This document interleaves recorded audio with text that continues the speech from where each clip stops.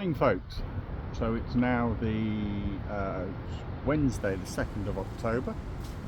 We've been at Sileby now 10 days on the flooded River Soar. It's not great, obviously we wanted to have moved by now, but it is what it is. The realities of being on a flooded river, that the first time we've lived on a flooded river. Watch the levels.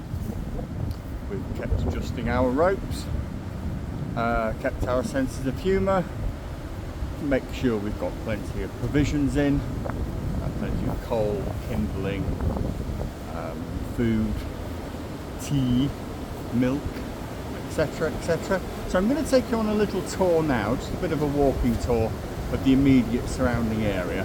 So I'm going to turn you around. You don't want to look at my ugly face. I'll turn you around and we'll have a little wander and a bit of audio as well. Let's turn you round. There you go. So this is the situation we have. This is a little footbridge that goes across, and that heads off down around. That bit obviously isn't navigable at all. That just drains it off, a bit of a bypass for the lock here, as well as the other big weir. There's Sileby there. I just did this chap's ropes this morning because he's away for a day or two. So like I said, you know, we're 10 days in now. Navigation is closed, so therefore we're not going anywhere. You can see the ropes are nice and relaxed. Fenders have popped up above the bank. The back one has, so I'm going to adjust the fender rope shortly. My good lady wife is in there. Hello dear. And the doggies are down there. There's Harry, and Pumpkin will be somewhere looking for aggravation. You can see it's just burst its banks here, so we are careful getting on and off the boat.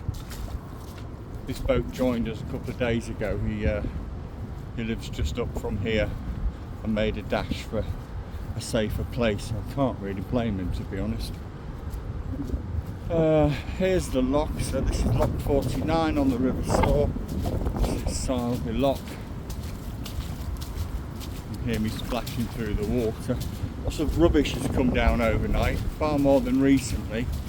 So it's obviously got higher upstream.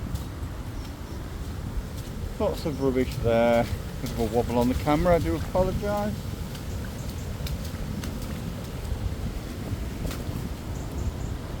Down to the lock. So like I said, we now live full time on board, and we've been stuck in this one place for 10 days. We do have a van, and we have on occasions when the lane hasn't flooded been able to get out and get groceries and get other provisions. So compared to some boaters, we're really quite lucky. And for those of you who watched my last flood video, you'll know that up to dashing into the lock late one night to get out of the way of the water, we were moored there. Because believe it or not, on the left there is a towpath with bollards somewhere, but it's a long way gone under the water now. You can see the swing on that wide beam there. That's moored right between two weirs. So I'm going to walk you down. It's going to get loud now, folks. Walk down over the bridge, over the big weir and onto the lane to see what the damage is there. There's the big weir. Rather angry little toad it is, coming out there. Down onto another small path. Oh, it's a bit quieter. Onto another footbridge. So we lit the fire on Sunday because it was getting distinctly cool on the boat. So we decided to light our fire. We have a Chili Penguin multi-fuel stove with an oven section at the top. And I have to say, we bought a coal cage. And for those of you who don't know what one of those is, it's a conical metal cage that goes in your multi-fuel fire, because ours has got quite a large burn area. And I have to say, with that coal cage in there, it reduces the amount of coal you use really, really significantly. Compared to the little one we had on Kingfisher, I used to burn through it like a bloody steam train. We've been lit 3 days now, and we've used probably 2/3 of a bag of coal and a handful of small logs. So it really is very, very efficient. Now this is the lane leading from the mill up into the village. Now this is all flooded over. Now this wasn't this bad last night, but it is now definitely under quite a bit of water. I'm going to go a little bit further up here and then move to the edge where it's a little shallower. But this is hence why when you can get provisions you get them, because you're not guaranteed to get back off.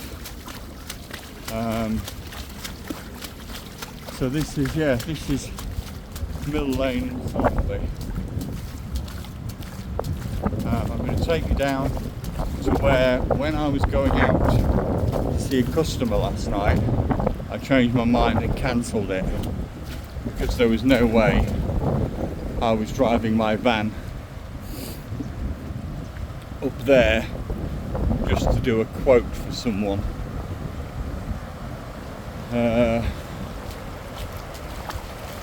Whoa, that got deep quick. There was no way I was driving my van up that.